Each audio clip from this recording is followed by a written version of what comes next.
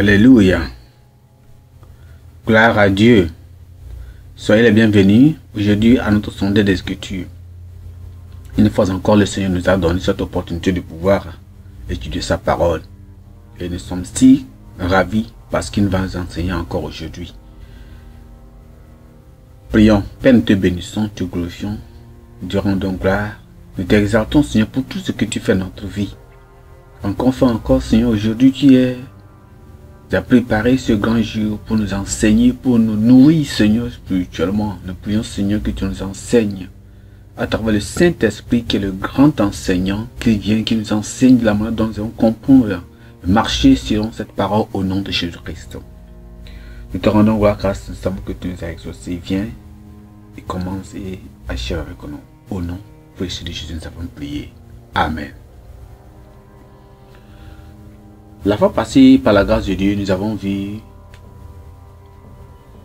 sur le livre de Deutéronome. Ça veut dire que nous avons commencé le livre de Deutéronome et nous avons entamé cette étude sur le livre de Deutéronome, chapitre 1, à partir du chapitre 4. Et là, nous avons vu Moïse rappelle l'expérience d'Israël. Moïse rappelle l'expérience d'Israël dans le désert. Moïse les a rappelés de l'expérience dans le désert et comment il les a fait le récit. C'était important qu'il leur rappelle de ce que s'est passé dans le désert de l'Égypte jusqu'à la rivière de Jourdain. Alors, c'est important et pour les dire comment, pour qu'ils sachent comment le Seigneur a été fidèle à eux et les a guidés durant tout leur voyage. Ce qui nous dit que nous aussi, à travers notre voyage, notre pèlerinage vers la terre promise qui est le ciel, nous devons toujours savoir que le Seigneur étant fidèle, il était fidèle aux enfants d'Israël jusqu'à la terre promise. Il sera aussi fidèle à nous jusqu'à la terre promise au nom de Jésus-Christ. Alors, par la grâce de Dieu, aujourd'hui, nous verrons l'autre thème, ça dans le chapitre 5 jusqu'au chapitre 6 de Deutéronome. Là, on verra le thème, la répétition. La répétition des commandements de Dieu. La répétition des commandements de Dieu. C'est dans le Deutéronome chapitre 5 jusqu'au chapitre 6.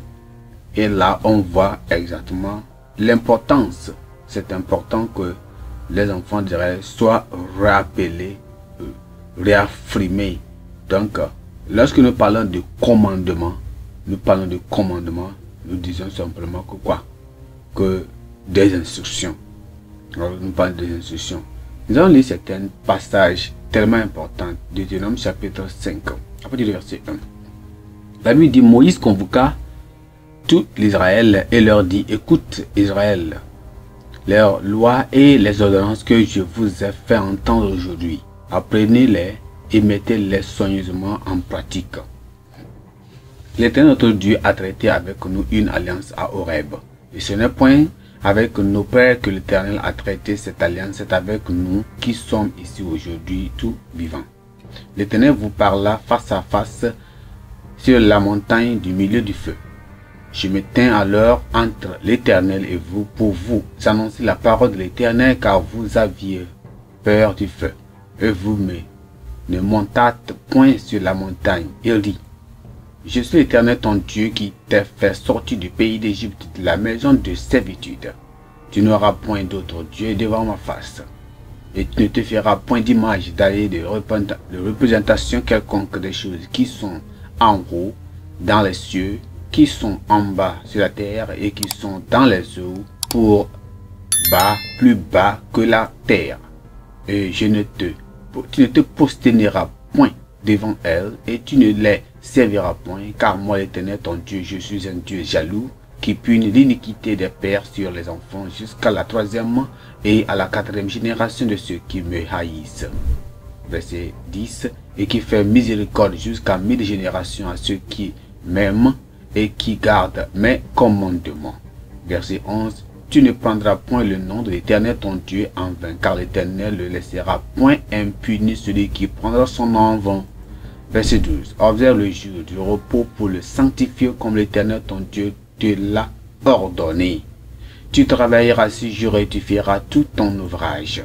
Mais le 7e jour est le jour du repos que l'Éternel ton Dieu tu ne feras aucun ouvrage, ni toi, ni ton fils, ni ta fille, ni ton serviteur, ni ta servante, ni ton bœuf, ni ton âne, ni aucune de tes bêtes, ni l'étranger qui est dans tes portes, afin que ton serviteur et ta servante se reposent comme toi. Tu ne te souviendras que tu as été esclave au pays d'Égypte, et que l'Éternel ton Dieu t'a fait sortir à main forte et à bras étendus. C'est pourquoi l'Éternel ton Dieu t'a ordonné d'observer le jour du repos. Honore ton père et ta mère comme l'Éternel ton Dieu te l'a ordonné, afin que tes jours se prolongent et que tu sois heureux dans le pays que l'Éternel ton Dieu te donne. Tu ne tueras point. Tu ne commettras point d'adultère. Tu ne déroberas point. Et tu ne porteras point de faux témoignages contre ton prochain. Tu ne convoiteras point la femme de ton prochain, et tu ne désireras point la maison de ton prochain, si ni son champ, ni son serviteur, ni sa servante, ni son bœuf, ni son âne, ni aucune chose qui appartienne à ton prochain. Telles sont les paroles que l'Éternel prononça à haute voix sur la montagne du milieu du feu, des nuées et de l'obscurité, qui adressa à toute votre assemblée sans rien ajouter, et les écrivit sur les 2 tables de pierre qu'il me donna. Gloire à Dieu. Alors nous voyons ici exactement le résumé des 10 commandements que le Seigneur avait donné à Moïse sur montagne Sinaï. Alors ici nous parlons de quoi? Des commandements ou bien les ordonnances. Donc les commandements sont les instructions. Ce sont des instructions ou ce sont des ordres faisant autorité ou bien faisant autorité pour faire quelque chose. Donc dans cette situation, ce sont les règles données par Dieu. Donc si on dit les commandements, c'est simplement les ordonnances, c'est simplement les règles données par Dieu. D'un autre côté, la reformulation signifie quoi? C'est-à-dire que la répétition ou bien la réaffirmation de quelque chose. Donc notre étude d'aujourd'hui se concentre sur la réaffirmation de la parole de Dieu aux enfants d'Israël. Lorsque les gens vieillissent, vous savez non, vous savez que lorsque les gens vieillissent et sont sur le point de quitter ce monde, ils rassemblent parfois les membres de leur famille et même leurs proches et répètent certaines questions ou bien certaines instructions qu'ils avaient partagées avec eux auparavant. Donc, ceci est toujours fait pour rappeler et même avertir les personnes concernées du danger de désobéir même aux instructions données précédemment. Donc, on a vu qu'il y a beaucoup de personnes qui ont fait ces choses dans la Bible. David même a fait cela à Salomon. David a fait cela à Salomon en nous rappelant. Il a donné des instructions sur ce qu'il devait continuer à faire si Dieu voulait continuer à le obéir. Dans 1 Roi chapitre 2, verset 1 à 4. Donc, dans notre texte d'aujourd'hui que nous venons de lire, Moïse était sur le point de mourir. Alors, il appela les enfants d'Israël et leur répéta les commandements de Dieu. Donc, la raison a été que quoi? Était que Israël devait les apprendre. Il devait apprendre ces lois-là, il devait les respecter, il devait les mettre en pratique. Vous voyez, non? Donc il les a également dit qu'ils devaient toujours obéir à la parole de Dieu. Vous voyez, non? Donc, certaines personnes disent que la répétition donne de l'importance à l'accent. C'est-à-dire que ça met l'accent sur quelque chose qui est important. Donc c'est pourquoi il est important pour que les amis de Dieu, les enfants de Dieu, culture ou bien aient une attitude de lire et de méditer la parole de Dieu chaque jour. Ils vont prospérer et auront du succès dans tout ce qu'ils feront. La Bible a dit dans Josué chapitre 1, le verset 8, moi et ma maison, nous allons faire quoi? Nous allons méditer sur la parole de Dieu. Médite sur cela. respecter la parole de Dieu chaque jour. Et ce que le Seigneur nous dit de faire. Alors lorsque nous faisons cela, la parole de Dieu sera une bénédiction pour nous au nom de Jésus-Christ. L'emphasis de notre texte, qui est le titre, c'est-à-dire les versets homologués importants, c'est le verset 1 qui dit: Moïse convoqua tout Israël et leur dit: Écoute Israël, les lois et les ordonnances. Les lois et les ordonnances que je vous ai fait entendre aujourd'hui, apprenez-les et mettez-les soigneusement en pratique. Dans Deutéronome chapitre 5, le verset 1. Alors nous verrons 3 points ici pour mieux comprendre cette étude. Alors, premier point, on verra exactement quoi? La répétition ou bien la réitération de l'alliance originelle établie au Sinaï, au mont Sinaï. Deuxième point, c'est la répétition des 10 commandements. Et troisième point, par la grâce de Dieu, on verra l'obéissance, l'amour et l'éducation des enfants. Gloire à Dieu. L'éducation quoi? Des enfants. L'éducation des enfants. Donc, premier point, on voit quoi? On voit la réitération de l'alliance originelle établie au Sinaï. Dans Deutéronome que nous venons de lire, lisons dans Deutéronome chapitre 5 à partir du verset 1. Il dit: Moïse convoqua toute l'Israël et leur dit: Écoute Israël, les lois et les ordonnances que je vous vais faire entendre aujourd'hui, apprenez-les et les mettez soigneusement en pratique. Verset 2 dit: L'Éternel notre Dieu a traité avec nous une alliance à Horeb. Et ce n'est point avec nos pères que l'Éternel a traité cette alliance. C'est avec nous qui sommes ici aujourd'hui, tous vivants. Verset 4. L'Éternel vous parla face à face sur la montagne du milieu du feu. Et je me tins alors entre l'Éternel et vous pour vous annoncer la parole de l'Éternel, car vous aviez peur du feu et vous ne montâtes point sur la montagne. Vous voyez, non? Donc, c'est exactement ce que le Seigneur voulait les rappeler concernant quoi?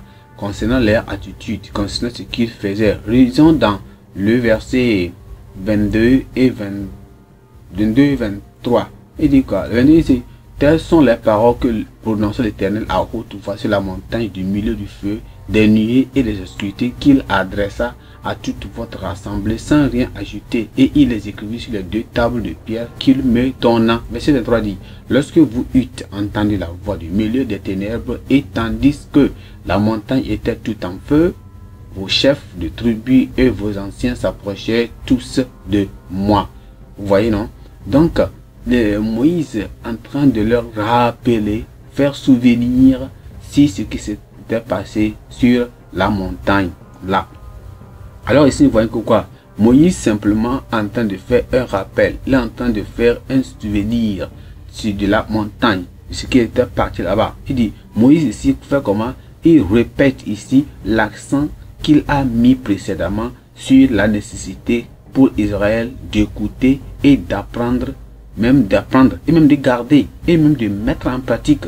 Donc c'est important d'écouter, c'est important d'apprendre, c'est important de garder, c'est important aussi de mettre en pratique les lois et les jugements de Dieu. Donc en tant que croyants, nous devons nous efforcer d'entendre la parole de Dieu chaque jour en lisant et même en étudiant notre Bible.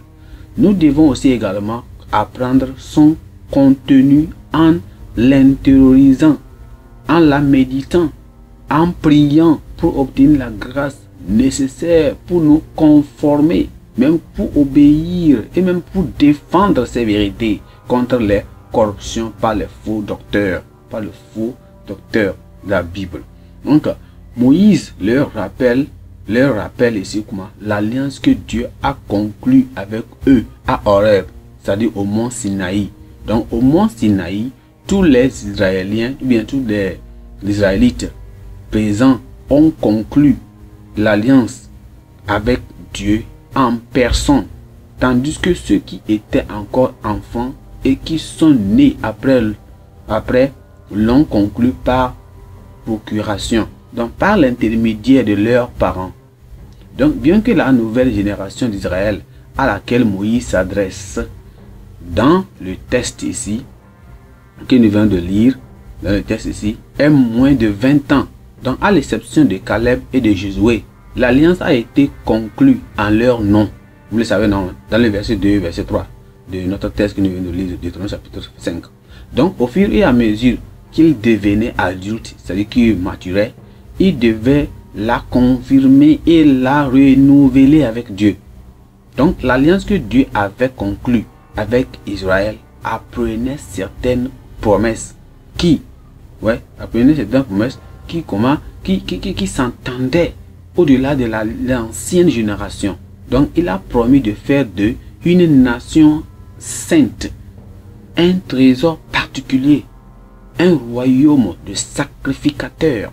Dans Exode chapitre 19, le verset 5 et 6. Donc, il leur a également promis le pays de Canaan, mais il a exigé l'obéissance totale du peuple avant que quoi? Avant que ces promesses ne s'accomplissent dans leur vie. Donc, une alliance que nous venons ici, on doit savoir quoi? Une alliance ici, c'est comment? Une alliance, c'est un accord entre deux parties et elle reste contraignante à moins qu'elle ne soit révoquée ou reniée par l'une et l'autre des parties. Donc, et même par les deux.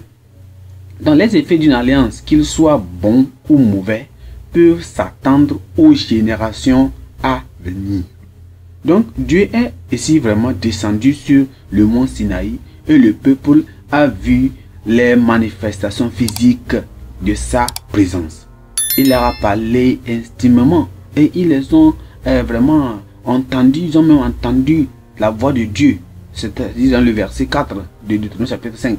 Donc ils ont également été témoins d'un feu, d'un tonnerre. Du tonnerre. Ils ont été témoins des éclairs, d'une épaisse nuée, d'une voix forte de trompette, de fumée, d'un tremblement de terre, d'une voix sur le lieu de l'alliance. Si nous sommes dans Exode chapitre 19, le verset 16 à 20, vous allez voir toutes ces choses comme ça là-bas. Donc, ce que nous voyons ici comme ces emblèmes physiques ont tellement ébranlé le peuple d'Israël qu'ils ont vraiment eu peur que Dieu lui parle. Donc, ils ont choisi de l'entendre par l'intermédiaire de Moïse. Ils ont dit c'est mieux, il ne veut pas entendre Dieu encore. Il n'a qu'à parler à Moïse et Moïse ensuite va le dire. Donc Moïse a demandé à Dieu de s'approcher pour entendre d'autres hôtes et transmettre ses instructions à son peuple. Mais le but de toutes ces manifestations était de leur inspirer une crainte respectueuse de sa majesté. C'était pour force. Vous avez compris ce que je dis, non? Donc, c'est pourquoi ces buts, pourquoi ces manifestations que Dieu a faites, c'est seulement pour les inspirer une crainte respectueuse de sa majesté. Donc, il est intéressant de noter que dans la nouvelle alliance, Dieu a choisi de nous parler principalement par l'intermédiaire de son Fils Jésus-Christ, du Saint-Esprit. Il peut nous parler par le Saint-Esprit, il peut nous parler par son Fils Jésus-Christ, et même par sa parole qui est écrite. Donc l'écriture sainte est une parole prophétique plus sûre que les manifestations visibles. Gloire à Dieu. Gloire à Dieu. Donc l'attitude d'Israël lors de la descente de Dieu au mont Sinaï et la réponse de Dieu nous enseigne des leçons suivantes. Ces certaines leçons tellement importantes. Et quelles sont ces leçons que ça nous enseigne? Premièrement, on voit que quoi? Il est facile de professer d'obéir, même l'obéissance lors de la manifestation frappante de la présence divine sans s'engager du fond du cœur. Oui, c'est ça. C'est la première leçon. Et deuxièmement, on voit que la responsabilité spirituelle personnelle d'écouter et même d'obéir à Dieu ne sont pas être reportées sur les autres. Premièrement, qu'est-ce que je dis que les gens peuvent être effrayés en même temps quand ils entendent quelque chose. Ils sont effrayés. Est-ce que c'est là l'obéissance? Est-ce que c'est l'obéissance? Disons que vous donnez un ordre à quelqu'un et à cause des punitions, à cause de ce qui va arriver si la personne ne fait pas, la personne te branle, elle est effrayée et la personne va faire cette donne obéissance, ou bien la personne va et elle fait ce que vous la demandez. Au moment où cette punition vous de tourner, la personne fait d'autres choses. C'est ça. Israël disait, c'est tellement facile de professer, de dire que vous avez l'obéissance seulement à cause des situations, à cause de la punition qui va s'en suivre si vous désobéissez. Mais est-ce que le compte tourne lorsque personne n'est là-bas? L'emploi de travail où le lieu où vous êtes, nos pasteurs, aucun leader n'est là-bas. Que faites-vous en dehors? Donc, on a aussi ce qu'on appelle aussi quoi? Nous ne devons pas aussi rester en retraite pendant que d'autres sont rassemblés pour entendre la parole de Dieu. On dit, oh, moi je suis fatigué. Les gens sont en train d'écouter la parole de Dieu. Toi, tu prends ta retraite. Tu ne vas pas là-bas pour écouter la parole de Dieu. C'est pas bien. Et le désir de Dieu est que son peuple lui reste obéissant afin qu'il puisse le bénir. L'obéissance amène quoi? La bénédiction de Dieu. Attire la bénédiction de Dieu. Donc, c'est Christ c'est Christ et non un autre qui est le médiateur entre l'homme et Dieu. On aura le savoir que Christ, c'est lui seul qui est le médiateur entre l'homme et Dieu. Gloire à Dieu. Son sacrifice nous a offert quoi? Un accès nouveau, vivant et direct au Père. C'est ça. C'est ça. Ça. C'est que ça. C'est ça. Et ça. Son sacrifice nous a donné. Et alors il est notre sacrifice. Et notre sacrifice primordial. Et c'est lui qui peut nous amener à Dieu. Et il dit que c'est moi, je suis la vérité et la vie. Ni ne va au Père sans passer par moi. Gloire à Dieu. Alors, allons au point numéro 2 qui est quoi? La répétition des 10 commandements. La répétition des 10 commandements. Il y avait les 10 commandements. Moïse a se rappelé encore, les a rappelé les 10 commandements. Les a rappelé les 10 commandements. Donc, lorsqu'une lisons dans Deutéronome chapitre 5, le verset 1 à 5, toutes les lois sont là-bas. On peut même voir encore dans Deutéronome chapitre 5, le verset 6 à 21. On va voir ça là-bas. On peut même lire Exode chapitre 20, le verset 2 à 17. Toute cette répétition a été là-bas. Donc Moïse va en faire comment? En fait, va réitérer ou bien va répéter exactement ce qui était passé. Moïse ici va les a fait ramêler, les a souvenus de ce qui s'était passé en ce moment. Donc Moïse réintégrer les 10 commandements pour les enfants d'Israël en les commettant, en les appliquant et à la nouvelle situation. Désolé. À Canaan. Donc Moïse commence, bien Dieu commence en déclarant que quoi? Je suis l'Éternel ton Dieu qui t'a fait sortir du pays d'Égypte. Vous voyez dans le verset 6 de Deutéronome chapitre 5. Donc c'est pour cette base et dans ce contexte que les commandements ont été donnés. Donc en tant que créateur et rédempteur, il a tous les droits de légiférer pour son peuple. Donc à l'origine, les 10 commandements avaient été écrits par Dieu sur 2 tables de pierre. Donc les 10 commandements avaient été écrits sur les 2 tables de pierre. La première table contenait les 4 premiers commandements. Les 4 premiers commandements qui concernaient les devoirs de l'homme envers Dieu. Voyez, non? Donc il y avait 2 pierres. Mais la première pierre qui était écrite, ça concerne les devoirs de l'homme envers Dieu. Et même la seconde table contenait les 6 autres recommandations ou bien commandements qui concernaient quoi? Les devoirs de l'homme envers son prochain. Vous voyez cela, non? Donc les 4 premiers étaient pour ce que l'homme doit faire concernant envers son créateur Dieu. Et les 6 d'autres dans l'autre pierre, sur l'autre pierre, table de pierre, étaient destinés pour ce que l'homme doit faire envers son propre prochain. Son propre prochain. Gloire à Dieu. C'est la raison pour laquelle nous regardons la répétition. Il doit réaffirmer et faire la répétition ici. Donc, la première loi était, c'est quoi? Le premier commandement interdit quoi? L'idolâtrie. Et on voit cela dans le verset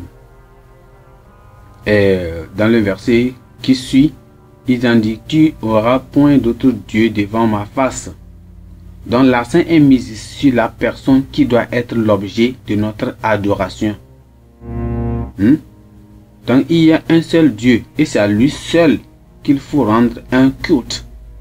Toute autre personne sur laquelle nous prêtons seulement ou même alliance ou en préférence du Dieu et d'une idole. C'est tout ça. Donc on ne doit pas adorer aucune autre personne, aucune autre chose, aucun autre objet sans Dieu. C'est le Dieu seul, le créateur du ciel et de la terre. Deuxième loi, deuxième commandement, interdit le culte des images ou l'utilisation d'images dans le culte. Les gens qui utilisent les représentations dans leur église, représentation des personnes, représentation des esprits, représentation de cet esprit, représentation de Dieu, représentation des sculpturés de Marie et de Joseph, de quoi que ce soit dans leur église, et ils adorent. La Bible dit quoi? C'est interdit. Tous ces choses-là, ils sont en train de d'adorer des idoles. Alors, la troisième loi, c'est quoi? Troisième loi était simplement parler sur commandement sur la révérence à l'égard du nom de Dieu, que le nom de Dieu ne devait pas être pris en vain, utilisé en vain. Le nom de Dieu doit être révéré. Les gens, ils voient même, ils voient quelque chose qui se passe autour d'eux, un bruit, quelque chose là, ils ne font que appeler le nom de Dieu en vain. Ils même sont en train de faire des blagues, ils appellent le nom de Dieu en vain. Le quatrième commandement consiste à sanctifier le jour du sabbat. Vous voyez, non? Ils doivent sanctifier le jour du sabbat. Donc, c'était sur la création. Donc, cela était basé sur la création. C'est ça. Donc, c'est la rédemption de l'Égypte qui est évoquée ici. Donc, cette loi rappelle la création et l'anticipe le repos parfait des rachetés. Gloire à Dieu. Gloire à Dieu. Donc, le cinquième commandement concerne la révérence envers les parents qui s'accompagne d'une promesse de longévité. Vous voyez, non? Honore ses parents, c'est-à-dire les parents biologiques, même les parents spirituels, vos pasteurs, vos leaders, l'église. C'est de les respecter, c'est de les aimer, c'est de s'occuper d'eux. Et c'est uniquement dans le respect de la volonté de Dieu. Donc dans la Bible, la désobéissance aux parents a de graves conséquences. On a qu'à le savoir. Il faut toujours obéir.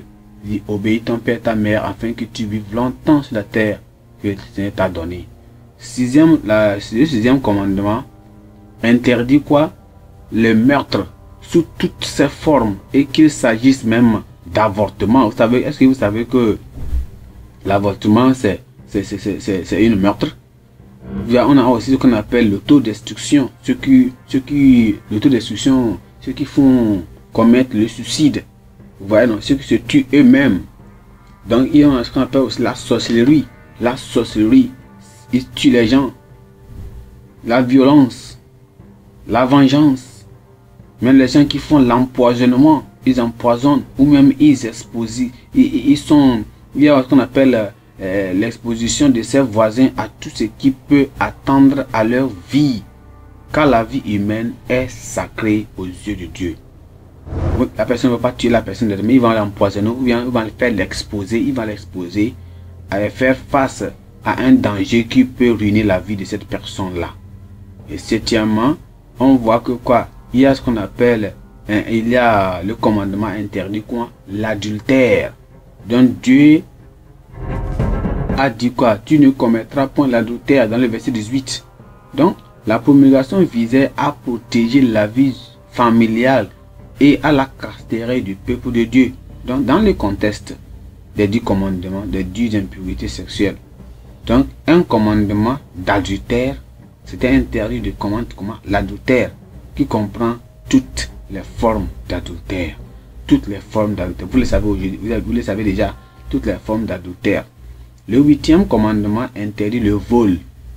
Donc dans cette loi, Cette loi garantit quoi? Le droit de propriété et protège les biens de nos voisins. Tout ce qui appartient à une autre personne ne doit pas être pris ou même acquis par une autre personne.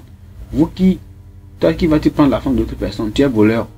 Quand même que tu as un instant de faire l'adultère, tu es en train de voler aussi. Le mari d'autre, tu es en train de voler. La maison de quelqu'un, la terre de quelqu'un, la voiture de quelqu'un, la possession de quelqu'un, la propriété de quelqu'un, tout ce que tu prends qui ne t'appartient pas, tu es en train de voler. Donc il s'agit de même des gens même qui font ce qu'on appelle le kidnapper, ceux qui des gens qui kidnappent les hommes pour obtenir une rançon, pour obtenir une somme, pour les vendre comme esclaves, c'est-à-dire on appelle trafic d'enfants. Donc pour des rituels même, ils peuvent vendre ces personnes pour des rituels, ou bien pas ceux qui ont un désir morbide de posséder des enfants. Donc c'est un péché de voler un être humain. Gloire à Dieu. Et le neuvième commandement destiné à protéger le nom et la réputation de notre prochain. Donc il est interdit de quoi? De faire la calomnie. Vous parlez de quelqu'un mauvais, pas pendant qu'il n'est pas là, vous le dénigrez. C'est la diffamation, le faux témoignage en justice, c'est-à-dire parjurer. Donc le 10e commandement interdit ce qu'on appelle la convoitise ou même quoi? Le désir démesuré pour la femme et les biens de notre prochain. Donc, en tout ce que nous sommes en train de dire ici, il est seulement en tant que croyants du Nouveau Testament, nous qui sommes enfants du Nouveau Testament, la meilleure façon d'interpréter et d'appliquer ces commandements est de s'inspirer de l'enseignement de Christ. Donc, il a résumé toutes ces lois en deux. Christ a résumé toutes ces lois-là en deux. À savoir, premièrement, il dit quoi? L'amour pour Dieu et l'amour pour son prochain. C'est ce que Christ a résumé tout ça là. Il a résumé toutes ces choses-là, toutes ces lois-là en deux. Il dit l'amour pour Dieu. Souvenez-vous, je vous ai dit quoi? Les premiers quatre lois s'adressent comment de servir Dieu. La responsabilité de l'homme pour Dieu. Et maintenant, les 6 autres là, pour la responsabilité pour ce que l'homme doit faire pour son prochain. Cela, Madame Christ l'a résumé. Alors rapidement, point numéro 3, l'obéissance, l'amour et l'éducation des enfants. L'obéissance, l'amour et l'éducation des enfants. Lorsque nous verrons, on lit dans Deutéronome chapitre 6. Deutéronome 6, la Bible dit, voici les lois et les ordonnances que l'Éternel votre Dieu a commandé de vous enseigner, afin que de vous les mettiez en pratique dans le pays que vous allez prendre possession. Et qui craignent l'Éternel ton Dieu et observant tous les jours de ta voix, toi, ton fils, ta fille, le fils de ton fils, toutes ces lois et tous ces commandements que je te prescris, afin que tes jours soient prolongés. Et tu écouteras donc Israël et tu oseras de se mettre en pratique, afin que tu sois heureux et que tu multiplies beaucoup, comme te l'a dit l'Éternel ton Dieu de tes pères, en te promettant un pays où coule le lait et le miel. Vous voyez ici, non? Donc, l'Éternel Dieu ici les donnait la loi. C'est ce qu'il devait faire, surtout concernant l'éducation. Et cette éducation qu'il devait faire doit être concernée sur l'obéissance, l'amour, l'éducation des enfants. L'éducation comment? Des enfants. Alors, Moïse a exhorté Israël à observer les commandements de Dieu en précisant que le but de ces commandements était qu'ils les mettent en pratique. Donc il les a également demandé d'aimer Dieu de tout leur cœur, de tout leur être, de tout leur âme. Donc connaître, mémoriser et même réciter les commandements ne profitera à personne s'il n'y a pas d'obéissance. Si vous comprenez ceci, ce que je dis c'est que quoi? Je dis connaître, mémoriser ou même réciter des commandements. Les 10 commandements, tu peux les réciter. À haute voix. Ça ne profitera à rien à une personne s'il n'obéit pas à ces lois-là, à ces commandements. Donc les croyants d'aujourd'hui ont le privilège dans la nouvelle alliance d'avoir les lois de Dieu écrites dans leur cœur. Donc les tables de nos cœurs. Aujourd'hui, ces lois-là sont écrites dans le cœur. Donc les enfants d'Israël ont reçu l'instruction de préserver et de partager la connaissance de la parole et même des voies de Dieu en enseignant les commandements à leurs enfants. Donc chaque famille aujourd'hui, chaque famille, le père, la mère, chaque famille devrait enseigner à ses enfants les voies du Seigneur. Les voies du Seigneur. Parce que la Bible dit quoi? Quand il sera grand dans ta maison, quand il ira en voyage, quand il se couchera et quand il se lèvera. Ces enfants ne seront pas avec vous. Ils vont grandir, ils seront quelque part. Ce que vous avez impacté, ce que vous avez mis en eux, qui puissent se souvenir. Et c'est cette parole-là qui seront toujours en eux et ils vont grandir avec ça. Et ce sera une fondation en leur cœur. Donc l'engagement, il ne faut pas rester aimer. C'est que les enfants grandissent d'abord avant que vous commencez à leur prêcher la parole de Dieu ou bien à leur enseigner la parole de Dieu. Non, vous voulez commencer à les enseigner la parole de Dieu dès le bas âge. L'engagement à enseigner et à répéter continuellement la parole est l'antidote pour ne pas oublier Dieu. Enseigner aux enfants de craindre Dieu se fait mieux par une vie exemplaire. Les enfants peuvent apprendre mieux à travers comment la vie, le père, la mère, comment vous vivez la vie, comment mener la vie de sainteté et de pureté. Les enfants peuvent apprendre de cela mieux. Tout ce que vous dites aux enfants de faire, vous-même, soyez l'exemple. Faites-le d'abord. Donc l'objectif de l'enseignement et de la formation et de l'accompagnement des enfants est de les établir dans la loi afin qu'ils puissent grandir pour la propager et même la pratiquer. Que le Seigneur nous aide. Nous allons enseigner nos enfants chaque moment dans la famille, n'importe où nous sommes, et l'enseignement que nous avons entendu à l'église, n'importe où. Que les enfants, quand nous allons à l'église, que les enfants aussi aillent à l'église, qu'ils soient dans le camp des enfants et apprennent ce que vous apprenez aussi. Quand ils grandiront, ils ne vont jamais se détacher de cela. Merci, que le Seigneur vous bénisse. Prions. Père, nous te bénissons, nous te rendons gloire aujourd'hui pour cette parole. Nous prions, Seigneur, aide-nous à le faire. Seigneur, nous allons continuer à étudier ta parole. L'amour de nos prochains, l'amour envers Dieu, et enseigne cette même ordre, cette même loi à nos enfants, afin que eux aussi, lorsqu'ils grandiront, ils ne vont jamais se départir. Et ils vont aussi continuer à partager cette même parole à tout le monde autour d'eux au nom de Jésus-Christ. Seigneur, nous te remercions, nous savons que tu nous as exaucés. Au nom précieux de Jésus, nous avons prié. Amen. Merci, que le Seigneur vous bénisse. Aimez la vidéo, il faut la partager et aussi que les autres personnes soient bénies exactement. Merci, que le Seigneur vous bénisse et je vous à Dieu. On se voit la semaine prochaine si Dieu tarde.